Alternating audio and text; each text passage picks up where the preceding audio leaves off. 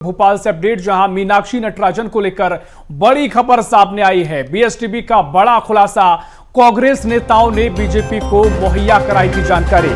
ये बड़ी खबर आपको हम बता रहे हैं। जिस तरीके से मीनाक्षी नटराजन का नामांकन रद्द किया गया है, उससे जुड़ी ये बड़ी खबर। बीएसटीवी पर बड़ा खुलासा आपको बता दें, कांग्रेस नेताओं ने भारतीय जनता पार्टी को मुहैया कराई थी जानकारी। तेलंगाना से मुहैया कराई गई थी जानकारी। कांग्रेस में कौन है घर का बेटी, ये सवाल बना हुआ है। मीनाक्षी नटराजन के कोर्ट में चल रहे केस के दस्तावेजों को बीजेपी को भेजा।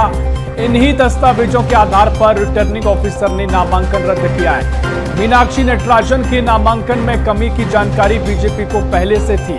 बीजेपी ने स्क्रूटनी के समय का इंतजार किया और स्क्रूटनी में बीजेपी के तीनों नामांकन सही पाए गए। वहीं मीनाक्षी के नामांकन की स्क्रूटनी के समय बीजेपी ने आपत्ति दर्ज कराई। इसी आपत्ति के बाद कांग्रेस में अफरा तफरी मची।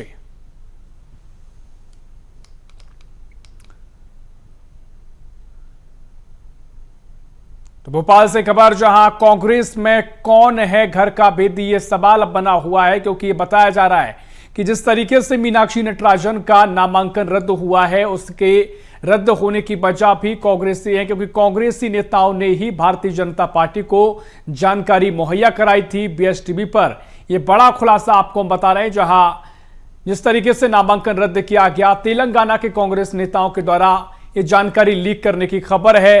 तेलंगाना के नेताओं ने जानकारी बीजेपी तक पहुंचाई और बीजेपी ने आपत्ति जाहिर की और मीनाक्षी नटराजन का नामांकन रद्द हो गया।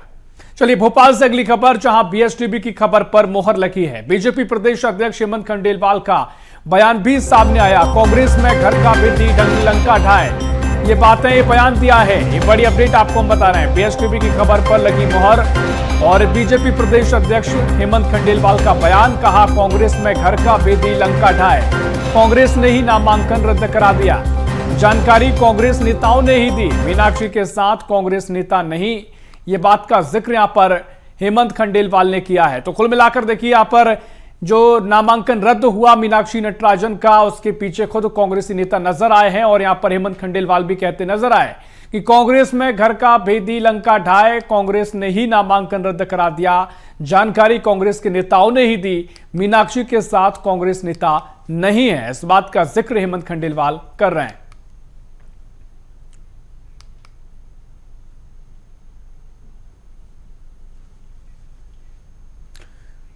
तो देखिए अपडेट आपको बता दें, जहां जिस तरीके से मीनाक्षी नटराजन का नामांकन रद्द हुआ है, उसके बाद लगातार बयानबाजी भी देखने को मिल रही है। भारतीय जनता पार्टी और खासकर बीजेपी प्रदेश अध्यक्ष का यह बयान कह रहे हैं कि घर का भेदी लंका ढाए, कांग्रेस ने ही नामांकन रद्द करा दिया है। जानकारी कांग्रेस नेताओं ने ही दी और क्या कुछ उन्होंने कहा वो आपको सुनवाते हैं। आप ही के लोग आपके साथ नहीं रह रहे, तो इसमें भाजपा क्या करेगी? हमारे पास कागज कहाँ से आ रहे हैं? हम तो तेलंगाना में हमारी सरकार नहीं है, आप ही कागज नहीं लगा रहे, आप ही उपलब्ध करा रहे, आप ही फॉर्म में नहीं भर रहे। तो ये गलती तो कांग्रेस की है। कांग्रेस बताए कि उन्होंने ये चूक क्यों की। आखिर ऐसी कौन सी लड़ाई थी कि इतनी बड़ी अपनी राष्ट्रीय नेता का फॉर्म ही रिजेक्ट करवा दिया? देखिए बयानबाजी भी शुरू हो गई और इसी खबर पर जानकारी लेके भोपाल से हमारे सहयोगी मनोज राठौर हमारे साथ लाइव जुड़ गए हैं। मनोज जी, जिस तरीके से मीनाक्षी नटराजन का नामांकन रद्द हुआ, अब कई तरह के बयान भी देखने को मिल रहे हैं। एक तरफ कांग्रेस विरोध कर रही है, तो हेमंत खंडेलवाल कह रहे हैं कि घर का भेदी लंका ढाए, और हुआ भी कुछ ऐसा ही है। कांग्रेस के नेताओं ने जानकारी लीक की है। कौन है कांग्रेस का भेदी और कई तरह की चर्चाएं देखने को मिल रही है। मनोज जी, बिल्कुल कांग्रेस के सामने अभी एक बड़ी चुनौती है। वो चुनौती ये है कि किस तरीके से इस पूरे मामले से उभरा जा सके, मीनाक्षी नटराजन को राहत मिले और चुनाव में वो अपनी वापसी करे। लेकिन इस बीच में जो बड़ी खबर है वो यही है कि किस तरीके से इस पूरे मामले में कांग्रेस के अंदर से ही जो है वो जानकारी लीक करके जानकारी दस्तावेजों के साथ बीजेपी को भेजकर कहीं ना कहीं बीजेपी की मदद की गई।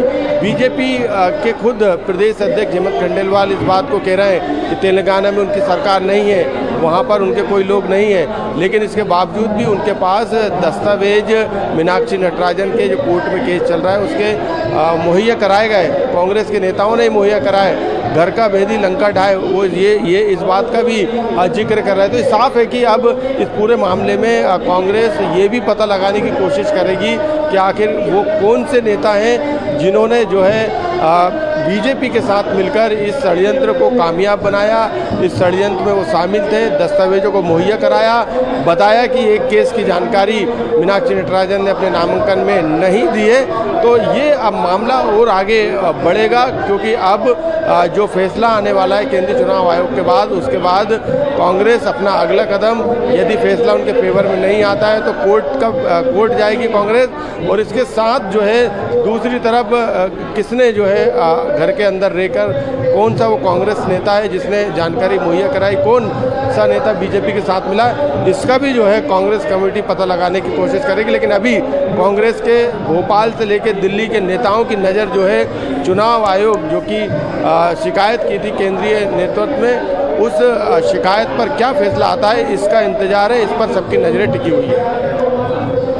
बिल्कुल, देखिए जिस तरीके से हमने पहले देखा कि कांग्रेस लगातार कह रही थी कि हम एकजुटता है, लेकिन जिस तरीके से हेमंत खंडेलवाल ने कहा है कि भाई साहब यहाँ पर कांग्रेस के ही भेद दिए हैं, कांग्रेस की मीनाक्षी के साथ तैयार नहीं थे, तमाम बातों का जिक्र किया है। और चलिए रुक करेंगे एक बड़ी खबर की ओर, जहां दिल्ली से बड़ी अपडेट आपको बता दें, जहां कांग्रेस की बड़ी बैठक मौजूदा राजनीतिक के घटनाक्रम पर चर्चा करने के लिए बैठक बुलाई गई है। ये बड़ी अपडेट आपको हम बता रहे हैं, जहां कल दिल्ली में कांग्रेस की बड़ी बैठक होगी। कल इंदिरा भवन में एआईसीसी महासचिवों, प्रभारियों और अध्यक्षों की बैठक का आयोजन किया जाएगा और इंडियन नेशनल कांग्रेस के अध्यक्ष मल्लिकार्जुन खड़गे की अध्यक्षता में बैठक का आयोजन होगा।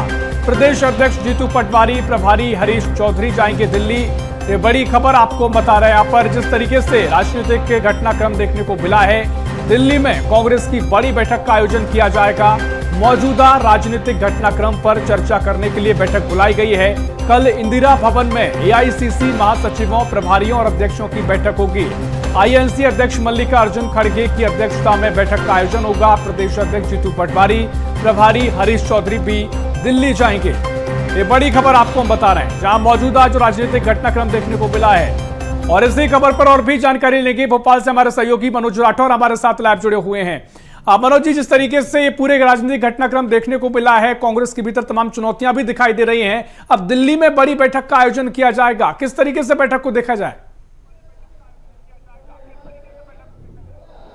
बिल्कुल, क्योंकि जो मौजूदा स्थिति में जो पूरा घटनाक्रम चल रहा है उसको लेकर राष्ट्रीय अध्यक्ष ने ये बैठक बुलाई है। राष्ट्रीय अध्यक्ष की अध्यक्षता में ये बैठक होगी, जिसमें सभी प्रदेशों के जो महासचिव हैं, प्रभारी हैं और अध्यक्ष हैं, उनको जो है वो बुलाया गया है। कल दिल्ली में इंदिरा भवन में ये बैठक आयोजित की जाएगी। इस बैठक में तमाम मौजूदा स्थितियों पर चर्चा की जाएगी और हो सकता है कि यदि कोई फैसला कांग्रेस के फेवर में आता है तो उसको लेकर आगे की रणनीति कांग्रेस बनाए और पूरे अलग अलग राज्यों में जो है वो बीजेपी को बेनकाब करे कि हमने जो है लड़ाई लड़ी और चुनाव आयोग ने जो है वो उस फैसले को गलत ठहराया जो रिटर्निंग ऑफिसर ने मीनाक्षी नटराजन के नामांकन के दौरान किया था। तो ये कयास लगाया जा सकता है अभी इस वक्त के, हो सकता है कि यदि ऐसा हो तो उस बैठक में ऐसी रणनीति बने। लेकिन यदि इससे अपोजिट फैसला आता है और भोपाल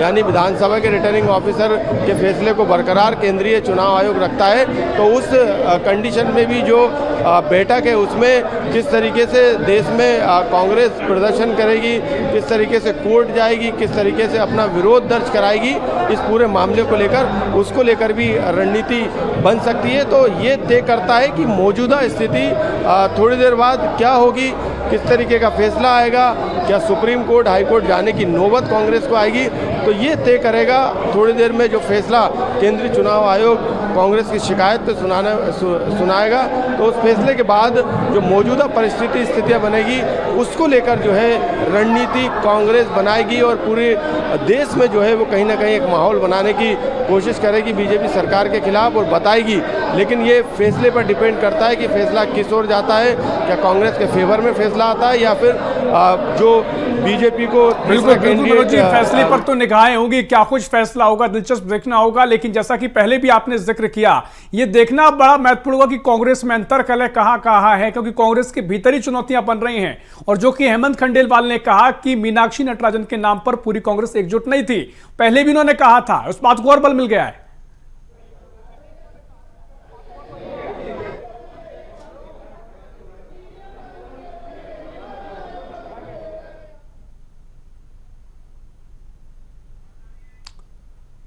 बिल्कुल मनोज जी आवाज सुन पा रहे हैं?